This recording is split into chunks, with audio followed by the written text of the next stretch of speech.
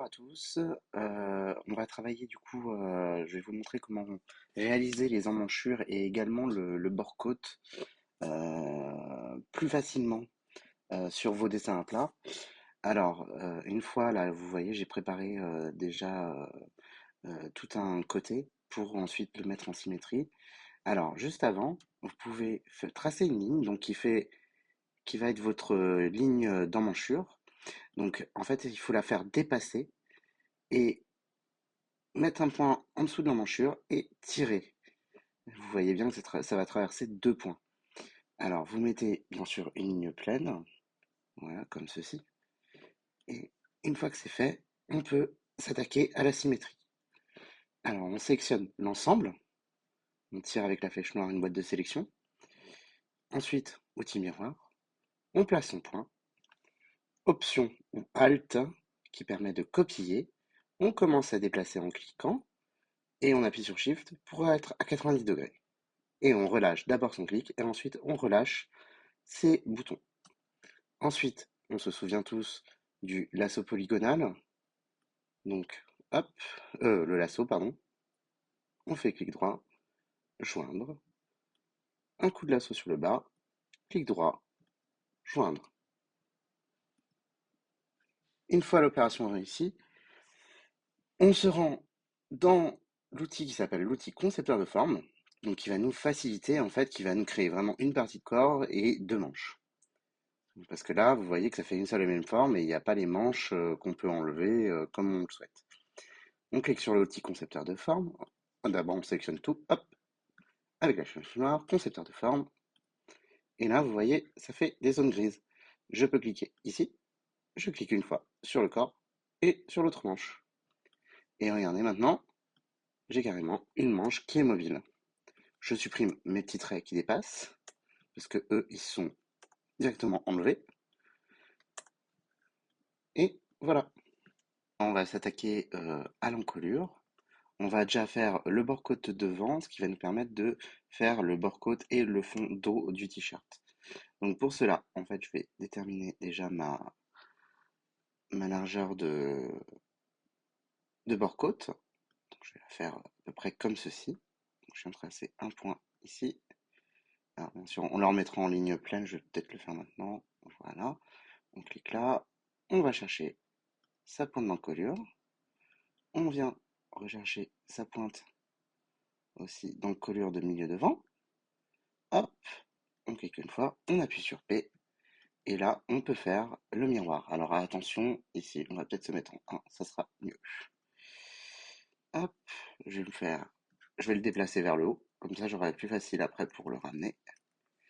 Je prends mon élément, je fais mon miroir de cet élément, tac. Pareil, également, le petit coup de lasso, ici. On va joindre. Ça va être important hein, là de joindre, c'est parti, et qu'on n'ait qu'une seule pièce. Et joindre. Voilà. Et maintenant, vous allez voir, je vais me le dupliquer deux fois. Vous allez comprendre pourquoi. Je vais replacer cet élément en dessous. Voilà. Et maintenant, je peux même le redupliquer encore une autre fois. Supprimer ces points ici. Alors si ça vous convient pas, si ça vous fait une mauvaise ligne, c'est pas grave, vous pouvez le tracer, mais le tout, faut que ça soit bien placé au milieu de cette forme. Et là, vous allez grossir l'épaisseur pour que ça remplisse vraiment tout l'élément. Vous voyez, il y a bien l'élément derrière. Je vais mettre en pointillé. Et là, je peux m'amuser, je peux mettre par exemple 0,5, 0,5 pour que ça paraisse plus réaliste. Alors, il faut bien que cette forme soit, la forme extérieure soit au premier plan. Je sélectionne mes deux éléments.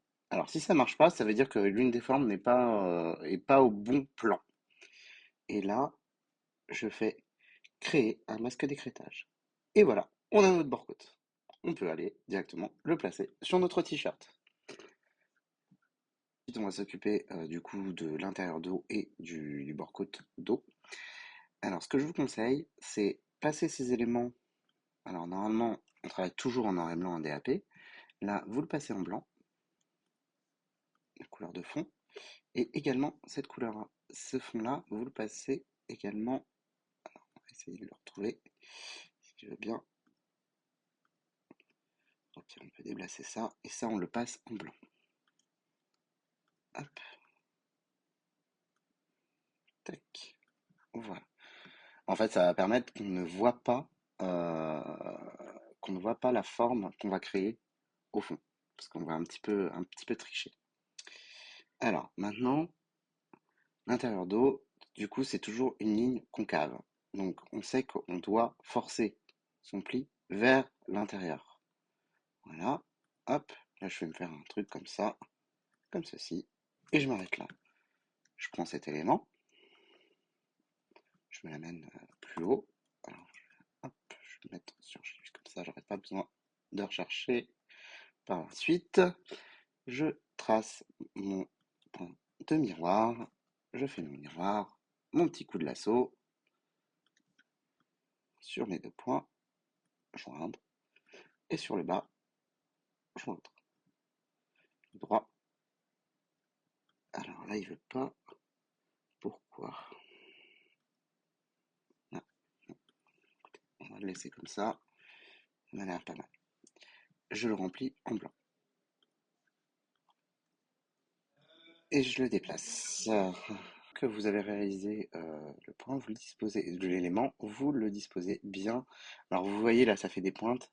Si jamais vous allez dans l'outil contour et vous mettez le sommet comme ceci. Vous passez cette forme en arrière-plan. Voilà. Et là, vous avez votre fond. Là, ce qui vous manquera à faire, du coup, c'est également le bord côte. Alors, pour faire le bord côte, c'est rien de plus simple. Vous retracez. Alors, il faut que ça soit de la même largeur ici, hein. Donc, vous allez voir, on va un petit peu tricher. Voilà, voilà. Et on va basculer comme ceci. Alors, si le fond vous gêne, vous l'enlevez. Hop, voilà. Et je retrace autour. Tout simplement. Voilà. Là, vous pouvez mettre en 0,5, ça dérangera personne. Vous prenez cet élément et vous reproduisez la même chose qu'on a vu tout à l'heure. C'est-à-dire qu'on va tracer au milieu de cette forme une forme un petit peu concave, donc qui rentre vers l'intérieur. On arrête sa forme, on met une épaisseur de contour. Hop, 16, 18, comme vous voulez. Hop, et ce qu'on peut faire, c'est prendre la pipette et aller chercher cette ligne. Et obligatoirement, ça va reprendre le même trait, la même épaisseur, etc., etc. Comme ça, vous êtes dans la justesse absolue. Vous prenez les deux éléments ensemble, vous passez, non, pas nécessairement en blanc. Vous prenez l'ensemble, il faut bien mettre cette forme-là sans fond et vous mettez cette forme au premier plan. C'est vraiment la forme qu'il faut prendre et mettre au premier plan et qui est le trait des bords-côtes derrière, en arrière-plan.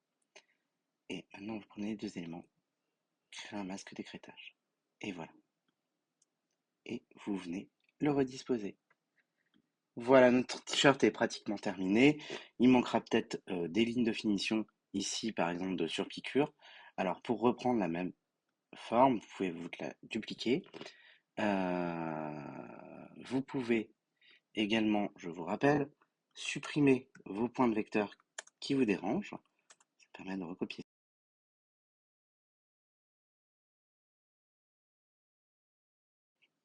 Une fois que c'est fait, vous sélectionnez votre ligne, vous allez chercher la pipette et vous sélectionnez la surpiqûre qui vous plaît.